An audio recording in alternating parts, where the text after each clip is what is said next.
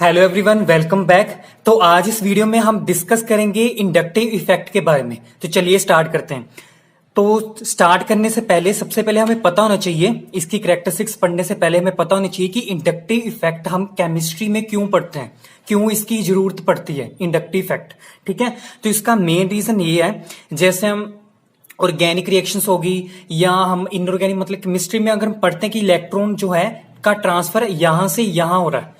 ठीक है, मतलब एक स्पीसीज से दूसरी स्पीसीज में इलेक्ट्रॉन का ट्रांसफर हो रहा है, मतलब वो इलेक्ट्रॉन डिस्प्लेस हो रहा है फ्रॉम वन स्पीसीज से अनदर स्पीसीज की तरफ। ठीक है, तो ये सारी चीजें कौन एक्सप्लेन करता है? हमारा इंडक्टिव इफेक्ट।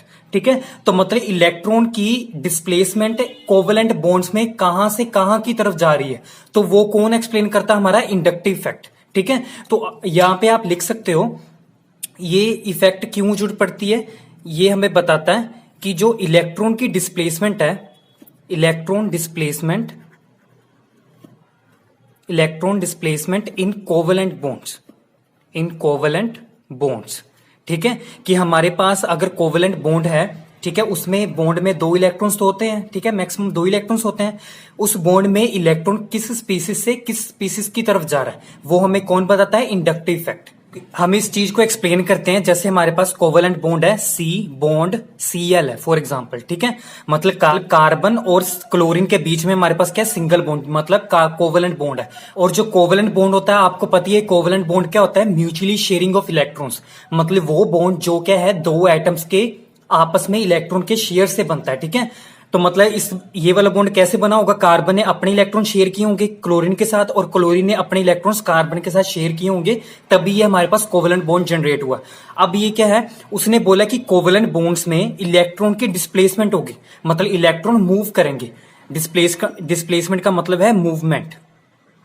ठीक है, मतलब इलेक्ट्रॉन क्या है? मूवमेंट में आएंगे कोवेलेंट बॉन्ड्स में, मतलब एक स्पीसीज से दूसरी स्पीसीज की तरफ जाएंगे। ठीक है, और हमें पता है कि जो इलेक्ट्रोनेगेटिव स्पीसीज होती है, मतलब इलेक्ट्रोनेगेटिव एटम जो ग्रुप्स होते हैं, वो क्या करते हैं? विड्रॉ करते हैं इलेक्ट्रॉन को।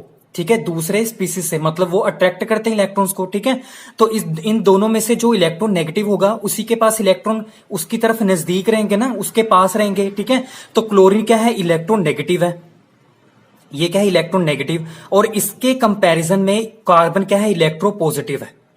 ठीक है, तो जो इस बॉन्ड में दो इलेक्ट्रॉन्स होंगे, वो किसकी तरफ होंगे? ज्यादा किसके क्लोज होंगे? कार्बन की तरफ। मतलब इलेक्ट्रॉन की डिस्प्लेसमेंट किसकी तरफ खिसकेंगे, मतलब कहने का मतलब इलेक्ट्रॉन किसकी तरफ खिसकेंगे, किसके पास रहेंगे? वो उसके पास रहेंगे जो इलेक्ट्रॉन नेगेटिव होगा। ठीक है ना, तो ये क्या है? इलेक्ट्रॉन लविंग है, मतलब इलेक्ट्रॉन को बुला रहा है अपनी तरफ। ठीक है, तो इलेक्ट्रॉन उसी के पास रहेंगे। ठीक है, तो ये हमें कौन बताता है? Inductive effect. अब मेन बात करते हैं। ठीक है, अब जैसे इसका नाम इंडक्टिव इफेक्ट क्यों पड़ा? इंडक्टिव का आपने शायद फिजिक्स में पढ़ा होगा, इंड्यूस्ड करंट हो गया, इंडक्शन। ठीक है, मतलब इंड्यूस का मतलब क्या होता है? जो अपने आप खुद चीजें इंड्यूस होती है, अपने आप पैदा होती हैं। ठीक है, तो यहां पे देखो, जैसे ये मॉलिक्यूल था, जैसे फॉर एग्जांपल यहाँ पे CH3 बॉन्ड Cl था। ठीक है, हमने बाहर से कुछ ऐड नहीं किया, ना हमने कुछ सब्ट्रैक्ट किया कि जिससे क्या है? इलेक्ट्रॉन की डिस्प्लेसमेंट हो बॉन्ड में। ठीक है, हमने तो कुछ नहीं किया, ये अपने आप खुद हो रहा है ना। ठीक है, तो यहां पे इसी वजह से इंडक्शन का मतलब क्या है? कि इंड्यूस होना, अपने आप खुद सब कुछ चीजें हो रही है, हमने बाहर से कुछ ऐड ही नहीं किया। ठीक है, तो वो इफेक्ट जो अपने आप खुद प्रोड्यूस हो रहा है, खुद मतलब सब कुछ कर रहा है, इलेक्ट्रॉन की डिस्प्लेसमेंट करवा रहा है, तो इसी वजह से इसका नाम पड़ा है इंडक्टिव इफेक्ट। मतलब खुद इंड्यूस्ड हो रहा है, इंड्यूस्ड हो रहा है। ठीक है, इसी वजह से इंड्यूस्ड का मतलब क्या है? अपने आप खुद चीजें हो रही हैं, मतलब इलेक्ट्रॉन की डिस्प्लेसमेंट अपने आप खुद हो रही है, मॉलिक्यूल के अंदर ही, एक मॉलिक्यूल के अंदर ही। ठीक है, तो इसी वजह से इसका नाम क्या है? इंडक्टिव इफेक्ट पड़ा है। ठीक है, अब हम पढ़ते हैं इसकी कैरेक्टरिस्टिक्स के बारे में। ठीक है, तो सबसे पहले अब ये जो इफेक्ट है, ये होता है हमारे पास परमानेंट इफेक्ट। Permanent effect. ठीक है, और ये परमानेंट इफेक्ट है, मैं बताऊंगा ये परमानेंट क्यों है, टेम्परेरी क्यों नहीं है, ये मैं एग्जांपल से ही समझाऊंगा। ठीक है, तो अभी के लिए फिलहाल लिख लो कैरेक्टरिस्टिक्स के बारे में। ठीक है, ये परमानेंट इफेक्ट होता है। दूसरी कैरेक्टरिस्टिक्स है इसकी, ये ऑपरेट्स होता है, ऑपरेट्स मतलब इंड्यूस्ड होता है, operates in saturated and as well as unsaturated systems. Saturated and unsaturated systems आपको पता ही होगा। सैचुरेटेड सिस्टम्स होता है जिसमें सिंगल बॉन्ड होता है, सिर्फ ओनली सिंगल बॉन्ड होता है। और अनसैचुरेटेड का मतलब क्या है, जिसमें डबल बॉन्ड भी हो सकता है, ट्रिपल बॉन्ड भी हो सकता है। ठीक है, तो दोनों केसेस में हमारा इंडक्टिव इफेक्ट होता है। ठीक है, दूसरा है हमारे पास ये जो इफेक्ट है ये डिस्टेंस डिपेंडेंट है। ठीक है, ये है डिस्टेंस डिपेंडेंट, डिस्टेंस डिपेंडेंट। ठीक है, ये सब कुछ कैरेक्टरिस्टिक्स आपको एग्जांपल से ही पता चलेंगी। ठीक है, अभी के लिए सुन लो सिर्फ। नेक्स्ट है इसके बाद हमारे पास it's origin is electronegativity difference, electronegativity difference मतलब पोलैरिटी की बात कर रहे हैं यहां पे।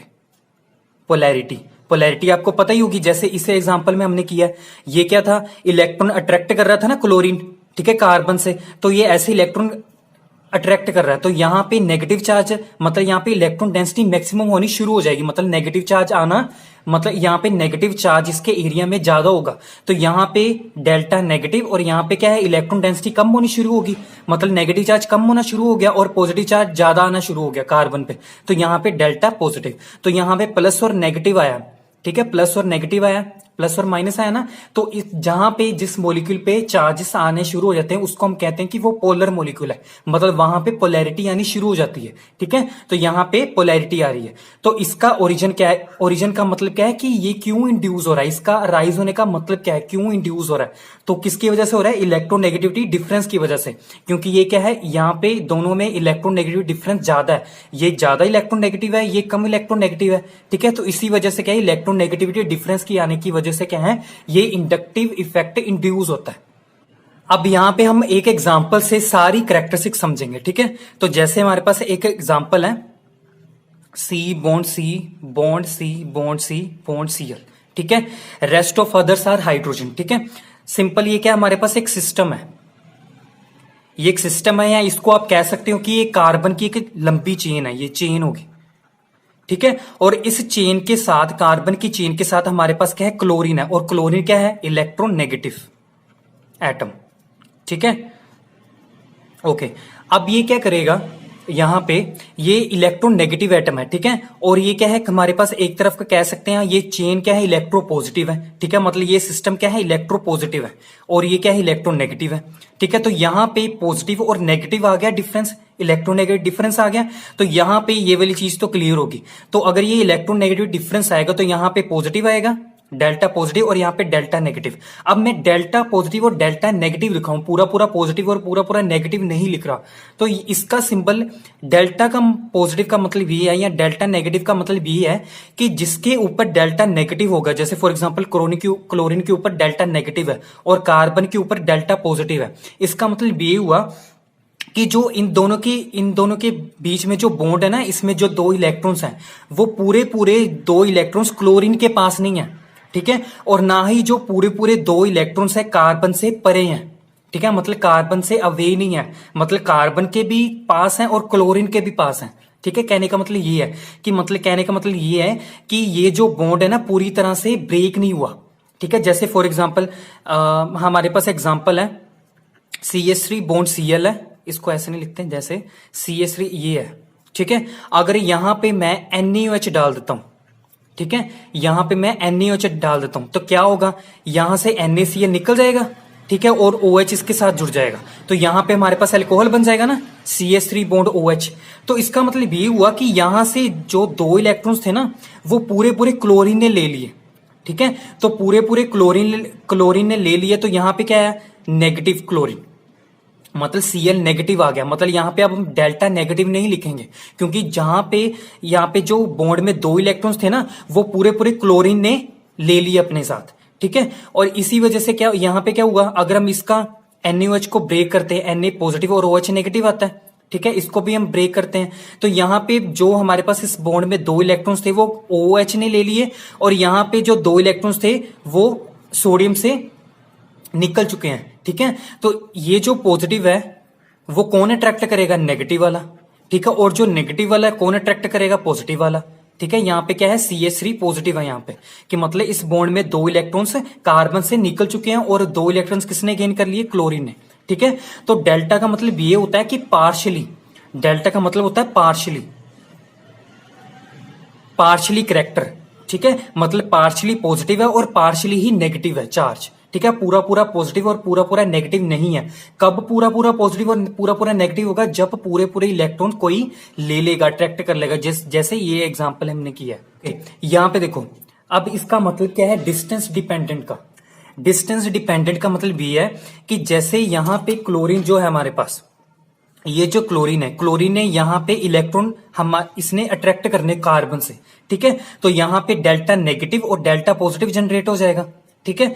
अब ये क्या है, यहाँ पे तो डेल्टा पॉजिटिव आ गया, ठीक है। अब इस डेल्टा पॉजिटिव को कौन न्यूट्रलाइज करेगा, कौन इसके चार्ज को खत्म करेगा? ये जो कार्बन्स हैं ये वाले, ठीक है। ये वाला जो मान लो फॉर एग्जांपल ये C1 है, ये C2 है, ये C3 है एंड ये C4 है, ठीक है। अब यहाँ पे 4 कार्बन है हमारे पास सिस्टम में, ठीक है।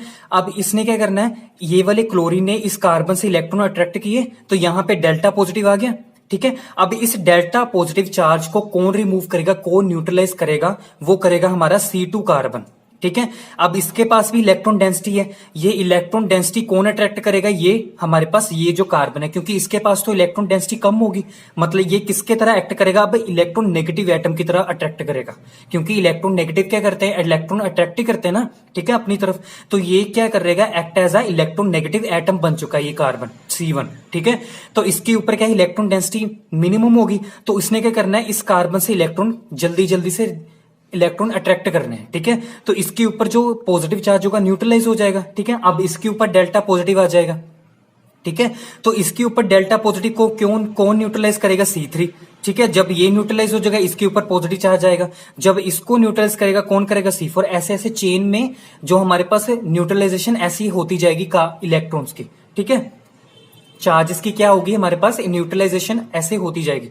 अब यहाँ पे क्या है, इसने बोला है कि ये डिस्टेंस डिपेंडेंट है, ठीक है। तो अगर मैंने बोला ये जो क्लोरीन है ये इलेक्ट्रॉन क्या कर रहा है, इस कार्बन से अट्रैक्ट कर रहा है, ठीक है।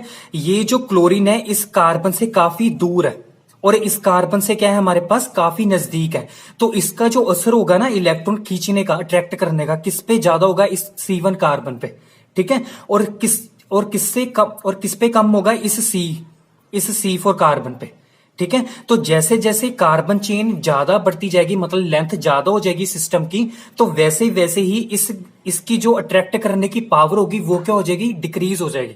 मतलब डिस्टेंस इंक्रीज करने से क्या होगा, इस जो हमारे पास इंडक्टिव इफेक्ट का जो हमारे पास इफेक्ट होगा वो क्या होगा, डिक्रीज होना शुरू हो जाएगा। अगर चेन लंबी होगी तो इसकी अट्रैक्ट करने की पावर क्या हो जाएगी, डिक्रीज हो जाएगी। तो इसी वजह से अगर डिस्टेंस ज्यादा हो जाएगा, क्लोरीन इलेक्ट्रोनेगेटिव एटम और इलेक्ट्रोपॉजिटिव एटम का अगर डिस्टेंस ज्यादा होगा, तो इससे क्या होगा, हमारे पास जो इंडक्टिव इफेक्ट की वैल्यू होगी वो क्या होगी, डिक्रीज हो जाएगी।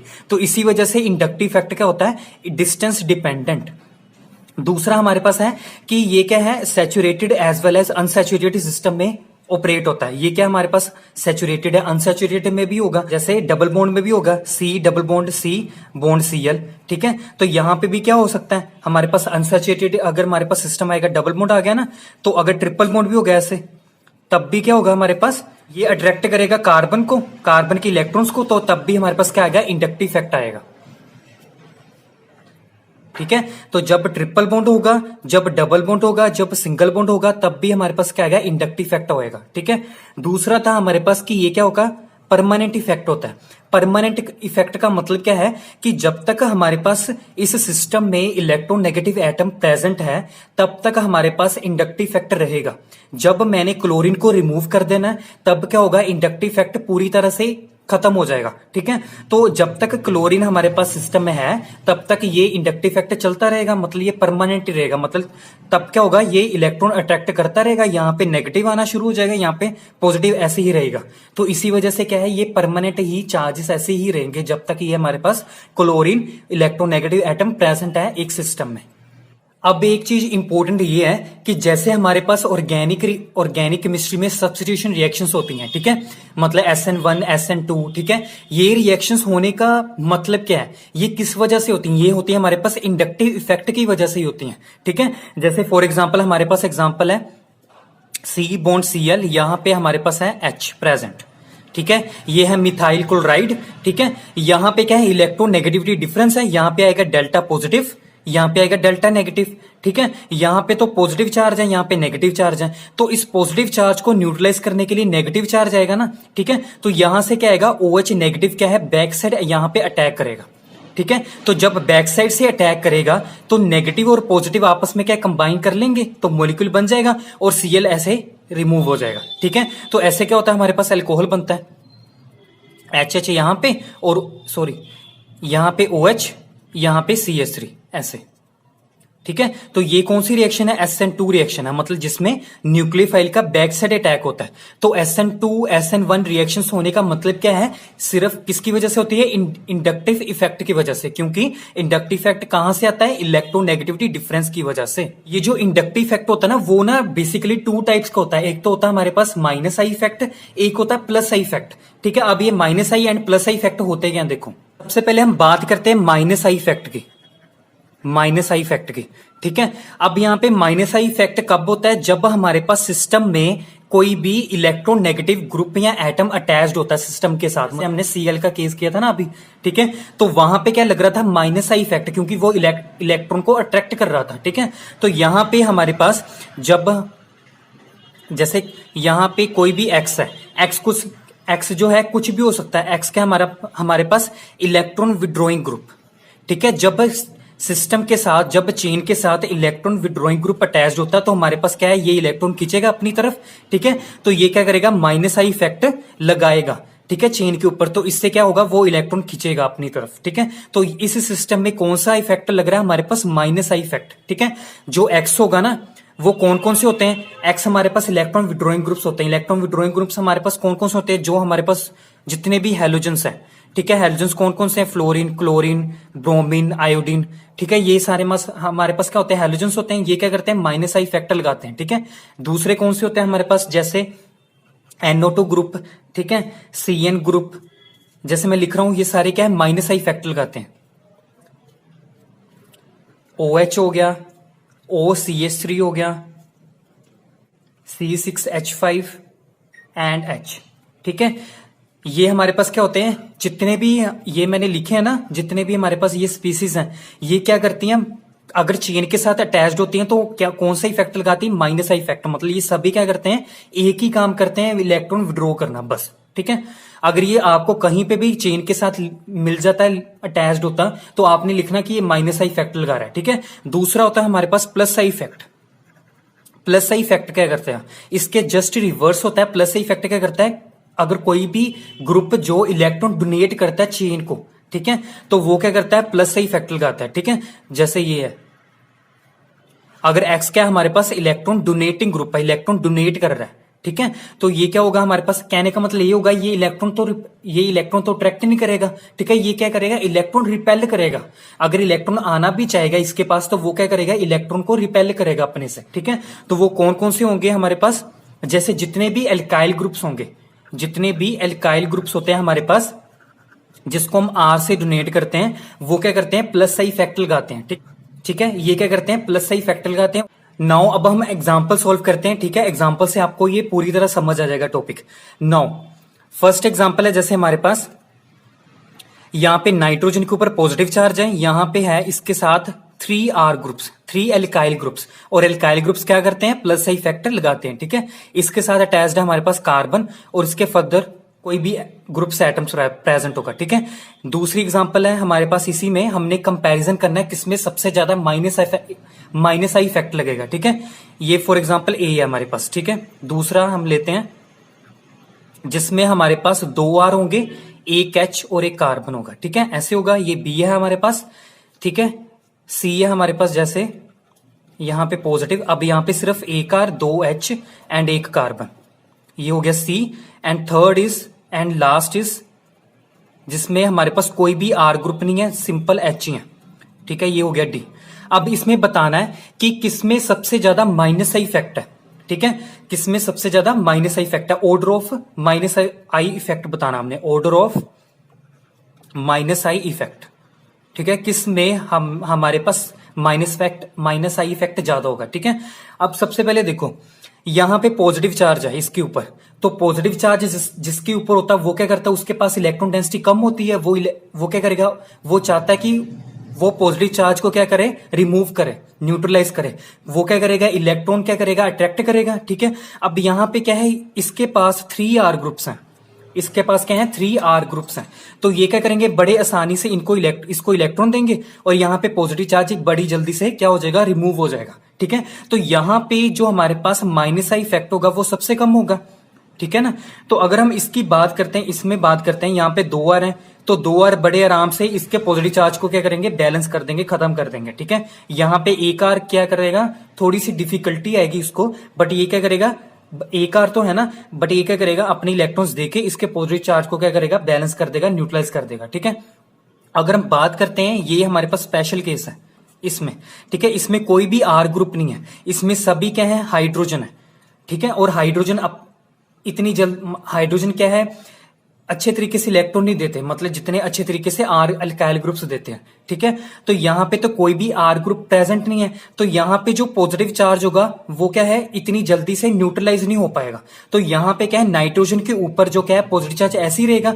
ठीक है, मतलब क्या होगा, यहाँ पे जो पॉजिटिव चार्ज होगा वो परमानेंट रहेगा, मतलब यहाँ पे जो नेगेटिव चार्ज होगा ना, मतलब यहाँ पे माइनस आई फैक्टर सबसे ज्यादा होगा और सबसे कम किसमें होगा, इस A वाले में। ठीक है, तो एक्चुअल जो ऑर्डर होगा वो कैसे होगा, हमारे पास D सबसे ज्यादा D में लगेगा, फिर C में लगेगा, फिर B में और E में, क्योंकि उसको कौन बैलेंस कर रहा है, 3 एल्काइल ग्रुप्स।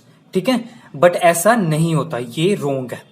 ठीक है, बट हमने एक्चुअल तो ये था ना, एक्सपेक्ट तो ये था, एक्सपेक्टेड ऑर्डर ये था हमारे पास, बट एक्चुअल में क्या होता है, इसका जस्ट रिवर्स होता है। वो कैसे होता है, देखो, अगर आपको ये ऑर्डर समझ नहीं ना आया, ठीक है, आप इसको ऐसे भी समझ सकते हो, जैसे यहाँ पे 3 एल्काइल ग्रुप्स थे हमारे पास, तो यहाँ पे इस स्पीसीज में प्लस आई इफेक्ट ज्यादा होगा और माइनस आई इफेक्ट कम होगा। ठीक है, तो यहाँ पे प्लस आई इफेक्ट ज्यादा होगा और माइनस आई इफेक्ट क्या होगा, कम होगा। ठीक है, क्योंकि 3 एल्काइल ग्रुप्स हैं, इस केस में कोई भी एल्काइल ग्रुप्स नहीं है, तो यहाँ पे माइनस आई इफेक्ट ज्यादा होगा और प्लस आई इफेक्ट कम होगा। ठीक है, अब ये क्यों रोंग है। ठीक है, अब इसको एक्सप्लेन करना, देखो यहां पे क्या है, नाइट्रोजन है। ठीक है, और जो नाइट्रोजन होता है वो क्या है, सेकंड पीरियड का है। ठीक है, सेकंड पीरियड के जो हमारे पास एटम्स होते हैं वो क्या होते हैं, स्मॉल साइज में होते हैं। ठीक है, देन अदर पीरियड्स में। ठीक है, ये स्मॉल साइज का है, तो यहां पे देखो, ये नाइट्रोजन है, बॉन्ड C है, बॉन्ड R और बॉन्ड R। ठीक है, ये है ना, तो इस बॉन्ड में हमारे पास क्या है, 2 इलेक्ट्रॉन्स है ना, इसमें 2 इलेक्ट्रॉन्स हैं ऐसे, यहां पे भी 2 इलेक्ट्रॉन्स हैं, यहां पे भी 2 इलेक्ट्रॉन्स हैं और यहां पे भी 2 इलेक्ट्रॉन्स हैं। तो इसका जो साइज है वो क्या है, सेकंड पीरियड होने की वजह से क्या है, वेरी स्मॉल साइज है। ये क्या है, स्मॉल साइज है। तो जो स्मॉल साइज है, स्मॉल साइज के ऊपर क्या है, 3 एल्काइल ग्रुप्स अटैच्ड हैं और एक ये वाला ग्रुप होगा। ठीक है, तो छोटे से एटम से बड़े बड़े ग्रुप्स लगे हुए हैं, तो क्या होगा, ये जो छोटा एटम होने की वजह से क्या होगा, ये सभी जो हमारे पास ग्रुप्स होंगे ना, ये वाले, वो क्या होंगे, आपस में नजदीक होंगे। ठीक है, ये वाले ग्रुप्स होंगे आपस में नजदीक होंगे, क्योंकि ये क्या है, छोटा एटम है, तो छोटा एटम की वजह से क्या होगा, ये जितने भी हमारे पास बड़े बड़े ग्रुप्स हैं वो आपस में नजदीक होंगे। तो नजदीक की वजह से क्या होगा कि इस बॉन्ड में जो 2 इलेक्ट्रॉन्स होंगे, तो उसकी वजह से क्या होगा, रिपल्शन आना शुरू हो जाएगा। ठीक है, तो इसको आप स्टेरिक रिपल्शन भी कह सकते हो, या इलेक्ट्रॉन रिपल्शन आएगा इसमें। ठीक है, इनके बॉन्ड्स में क्या होगा, इलेक्ट्रॉन रिपल्शन आएगा। ये वाले इलेक्ट्रॉन्स इन दोनों इलेक्ट्रॉन्स को रिपेल करेंगे, ये 2 इलेक्ट्रॉन्स इन दोनों को रिपेल करेंगे, ऐसे क्या होगा, रिपल्शन ज्यादा होगा। तो इस केस में क्या होगा, रिपल्शन ज्यादा, इलेक्ट्रॉन रिपल्शन ज्यादा होगा। ठीक है, तो इलेक्ट्रॉन रिपल्शन ज्यादा होने की वजह से क्या होगा, हमारे पास ये जो एंगल होगा ना, ये ज्यादा खुल जाएगा ऐसे। ठीक है, ये एंगल क्या हो जाएगा, ज्यादा खुल जाएगा, मतलब थीटा की वैल्यू ज्यादा हो जाएगी। ठीक है, तो जितना ज्यादा थीटा होगा ना, उतना ज्यादा क्या होता है, हमारे पास एस करैक्टर की वैल्यू ज्यादा होती है। ठीक है, अगर आपको नहीं पता तो ध्यान से सुन लेना कि जितना हमारे पास बॉन्ड एंगल की वैल्यू ज्यादा होती है, जितना ज्यादा बॉन्ड एंगल होता है वो क्या होता है, उतना ही ज्यादा हमारे पास क्या होता है, एस करैक्टर की वैल्यू ज्यादा होती है। ठीक है, और आपको पता होता है कि जो ट्रिपल बॉन्ड में होता है, ट्रिपल बॉन्ड में क्या होता है, एस करैक्टर ज्यादा होता है ना। ठीक है, देन सिंगल वाले में से। ठीक है, तो जितना ज्यादा एस करैक्टर होता है उतना ज्यादा वो इलेक्ट्रॉन नेगेटिव एटम बनता है। तो जितना ज्यादा एस करैक्टर उतना ज्यादा क्या होता है, हमारे पास मोस्ट इलेक्ट्रॉन नेगेटिव एटम बनता है कोई भी। ठीक है, तो यहां पे क्या है, अपनी रिपल्शंस को कम करने के लिए बॉन्ड एंगल ज्यादा बन जाता है ना, खुल जाता है, ठीक है। मतलब इलेक्ट्रॉन इलेक्ट्रॉन रिपल्शन की मतलब नेगेटिव नेगेटिव चार्ज रिपल्शन की वजह से क्या होगा, ये बॉन्ड ऐसे खुल जाएंगे, ऐसे सभी बॉन्ड्स आपस में, मतलब इनमें डिस्टेंस ज्यादा हो जाएगा, मतलब थीटा की वैल्यू ज्यादा हो जाएगी। थीटा ज्यादा हो गया तो एस कैरेक्टर ज्यादा, एस कैरेक्टर ज्यादा तो इलेक्ट्रॉन नेगेटिविटी ज्यादा हो जाएगी, किसकी, नाइट्रोजन की। जितनी एक्चुअल में थी उससे कहीं ज्यादा हो जाएगी नाइट्रोजन की इलेक्ट्रोनेगेटिविटी। तो अगर इलेक्ट्रोनेगेटिविटी ज्यादा होगी तो क्या करेगा, बहुत जल्दी से क्या करेगा, ये सभी में से इलेक्ट्रॉन जल्दी जल्दी से अट्रैक्ट करेगा। तो यहां पे इसका माइनस आई इफेक्ट ज्यादा हो गया ए वाले का, ठीक है। तो यहां पे तो कोई भी रिपल्शन नहीं है, कोई भी बड़े बड़े ग्रुप अटैच्ड नहीं है, ठीक है। तो इनमें क्या है, इलेक्ट्रॉन इलेक्ट्रॉन रिपल्शन कम होगी। अगर रिपल्शन कम होगी तो हमारे पास थीटा की वैल्यू उतनी कम होगी, तो एस कैरेक्टर भी कम होगा और इलेक्ट्रोनेगेटिविटी इसकी भी क्या होगी, कम होगी। तो उतनी ही जल्दी वो अट्रैक्ट नहीं करेगा इलेक्ट्रॉन्स को जितनी जल्दी इस केस में दिखा रहा वो, ठीक है। तो जो हमारे पास एक्चुअल ऑर्डर होगा वो क्या होगा, हमारे पास A greater than B greater than C and greater than D, क्योंकि इसके पास क्या है, 3 एल्काइल ग्रुप्स, इसके पास 2 हैं, इसके पास 1 है, इसके पास कोई भी नहीं है। तो ऐसे चेक करना है। तो आपने हमेशा ये याद रखना है कि ये जो ऑर्डर है ना, ये वाला रिवर्स वाला, ये किसके लिए हमेशा एप्लीकेबल होता है, ये उन मॉलिक्यूल्स के लिए एप्लीकेबल होता है जिनमें क्या होता है, हमारे पास सेकंड पीरियड के एटम्स प्रेजेंट होते हैं। जिसमें यहाँ पे नाइट्रोजन था, अगर यहाँ पे ऑक्सीजन होता, फ्लोरीन होता, ठीक है, मतलब सेकंड पीरियड के अगर हमारे पास यहाँ पे एटम्स इन्वॉल्व होते तो यहाँ पे हमने जो ऑर्डर होता है एक्चुअल ऑर्डर का रिवर्स कर देना होता है, ठीक है। मतलब जो एक्सपेक्टेड ऑर्डर होता है हमारे पास वो हमने नहीं लिखना, वो हमने क्या करना है, सिंपल उसका रिवर्स करके ये वाला ऑर्डर लिखना होता है हमेशा, ये आपने याद रखना है। अब हम एक लास्ट एग्जांपल करते हैं, इसमें मॉलिक्यूल्स लिखूंगा फॉस्फोरस के, हमने बताना माइनस आई इफेक्ट का ऑर्डर, ठीक है। जैसे हमारे पास एग्जांपल है, पी के ऊपर पॉजिटिव चार्ज है, सेम हमने नाइट्रोजन की जगह फॉस्फोरस लिया, ठीक है। यहाँ पे आर है, यहाँ पे बॉन्ड, ये इसको मान लो लेट कर लो ए है, ये यहां पे 2 आर है, एक एच, ये हो गया बी, दूसरा हमारे पास हो गया सी पॉजिटिव, एक आर एंड 2 एच, ये सी हो गया, and third last is P positive, A, तीनों एच है हमारे पास। हमने इसमें बताना है order of minus I effect, ठीक है। अब यहां पे देखो, मैंने बोला था कि अगर हमारे पास मॉलिक्यूल में सेकंड पीरियड का एटम होगा तो हमने क्या करना है, जो हमारे पास एक्सपेक्टेड ऑर्डर होगा ना, जो हम एक्सपेक्ट कर रहे हैं वो नहीं लिखना, उसका जस्ट रिवर्स करना है, ठीक है। अब ये क्या है, फॉस्फोरस हमें पता है ये सेकंड पीरियड का नहीं है, ये थर्ड पीरियड का है। नाइट्रोजन के नीचे आता है ना फॉस्फोरस। अब यहां पे जो हमारे पास नाइट्रोजन है ये क्या है, सेकंड पीरियड का है ना, और ये जो फॉस्फोरस है ये थर्ड पीरियड का है, ठीक है। मतलब इसका जो साइज होगा नाइट्रोजन के कंपैरिजन में लार्ज होगा ना, तो जो फॉस्फोरस है हमारे पास क्या है, लार्ज इन साइज, ये लार्ज साइज का है। तो लार्ज साइज की होने की वजह से क्या होगा, यहां पे जो इलेक्ट्रॉन इलेक्ट्रॉन रिपल्शन होगी आपस में वो क्या होगी, कम होगी, ठीक है। तो यहां पे इसका हमारे पास जो एक्सपेक्ट ऑर्डर कर रहे हैं वही रहेगा, ठीक है। तो आपने हमेशा यही याद रखना है कि अगर हमारे पास सेकंड पीरियड का एटम है तो हमने क्या करना है, एक्सपेक्ट से रिवर्स कर देना है, ठीक है। तो जो हमारे पास माइनस आई इफेक्ट का जो ऑर्डर होगा वो किस में होगा, जो हम एक्सपेक्ट में कर रहे हैं, ठीक है। तो कौन सा होगा हमारे पास, सबसे ज्यादा किस केस में लग रहा होगा, डी में, फिर उसके बाद सी, फिर बी एंड ए। तो ये था, तो यहां पे हमारा इंडक्टिव इफेक्ट खत्म होता है। So I hope you like this video, so please do subscribe, like, share and comment, and thank you for watching.